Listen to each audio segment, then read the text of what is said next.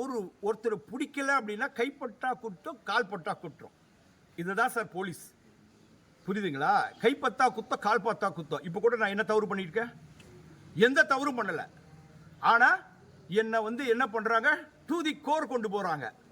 இப்போ கூட நீங்களாம் கேட்குறீங்கனால சொல்கிறேன், இல்லைன்னா இது சொல்ல வேண்டிய அவசியம் கிடையாது. என்னை அந்த அளவுக்கு ஸ்ட்ரெஸ்ஸில் இருக்கேன் சார். அப்படியே என்ன சொல்கிறது, மென்டல் அகனியில் இருக்கேன்.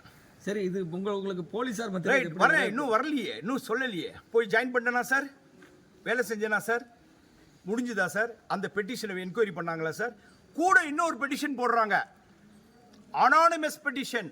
எந்த முகாந்திரமே இல்லாத பேர் போட. இப்போ ஒருத்தர் நீங்க என் மேல குற்றச்சாட்டு சொல்லணும். உங்க பேர் என்ன சார்? சுந்தரமூர்த்தி சார். உங்க பேர் சார்? சேதுராமன். உங்க பேர் சார்? ராஜ்குமார். யோகேஸ்வரன். அப்ப இந்த யோகேஸ்வரன், நீங்க ஒரு பார் வச்சுக்கிறீங்க, நீங்க லாட்டரி விற்கிறீங்க, நீங்க இது பண்றீங்க அது பண்றீங்கன்னு சொல்லிவிட்டு ஒரு பெட்டிஷன், அனானிமஸ் பெட்டிஷன் இவங்களே போட வைக்கிறாங்க.